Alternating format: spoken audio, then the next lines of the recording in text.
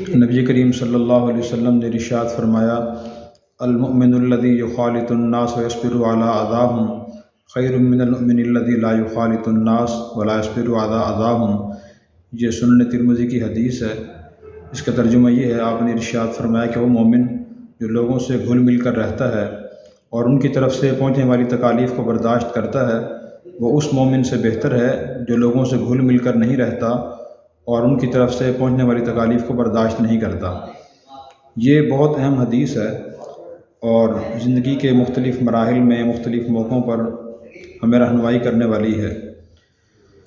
وہ اس طرح کہ ہر شخص کو اپنے ماں باپ کی طرف سے، اولاد کی طرف سے، بیوی کی طرف سے، شوہر کی طرف سے،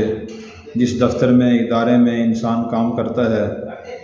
یا معاملات کرتا ہے، اگر دکاندار ہے دکان پر بیٹھتا ہے تو ملازموں کی طرف سے، گاہکوں کی طرف سے یا گاہک کو دکاندار کی طرف سے کچھ نہ کچھ ناگواری اور تکلیف کی بات پیش آ ہی جاتی ہے۔ تو ایسے موقع پر یہ حدیث پیش نظر رکھ کر ہمیں صبر کرنا چاہیے کہ حضور یہ فرما رہے ہیں، جو آدمی لوگوں سے گھل مل کر رہتا ہے اور ان کی طرف سے پہنچنے والی تکالیف کو برداشت کرتا ہے، وہ اس مومن سے بہتر ہے جو لوگوں سے گھل مل کر نہیں رہتا اور لوگوں کی تکالیف برداشت نہیں کرتا۔ اگر دیکھا جائے تو انبیاء علیہ السلام کی زندگی بھی معاشرتی زندگی تھی، یعنی انبیاء علیہ السلام لوگوں سے گھل مل کر رہتے تھے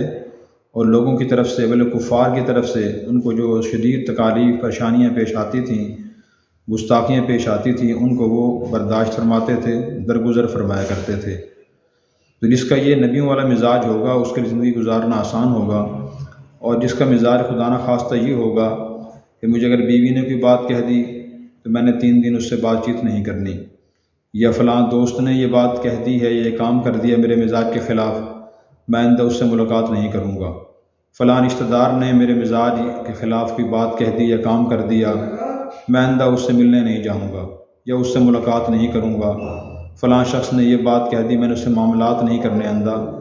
تو وہ شخص شدید تکلیف اور پریشانی میں اور ٹینشن میں مبتلا رہے گا۔ تو اس کو یہ حدیث اپنے سامنے رکھنی چاہیے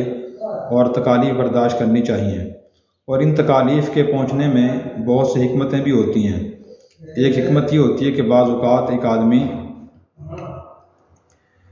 بہت سی اخلاقی بیماریوں میں مبتلا ہوتا ہے، مثلا تکبر میں مبتلا ہوتا ہے، تو لوگوں کی باتیں سن سن کر اس کا تکبر ختم ہو جاتا ہے، اس کے اندر صبر کی صفت پیدا ہو جاتی ہے، برداشت کا مادہ پیدا ہو جاتا ہے۔ اور اسی طرح بعض دفعہ لوگوں کے ذہن میں خیال یہ ہوتا ہے کہ لوگوں کے ہاں میرا بہت بڑا مقام ہے، لوگ مجھے بہت اہمیت دیتے ہیں، لیکن جب ایسی باتیں اور کام لوگوں کی طرف سے ہوتے ہیں پھر لوگوں سے امید بھی ختم ہو جاتی ہے۔ اور دین کا مطالبہ بھی یہ ہے کہ آدمی لوگوں سے کوئی بہت مضبوط امیدیں نہ رکھے بلکہ اللہ سے امید رکھے، اور اسی طرح لوگوں سے محبت کے بجائے اللہ سے انسان محبت کرے۔ تو یہ تکالیف، پریشانیاں انسان کا رخ لوگوں سے ہٹا کر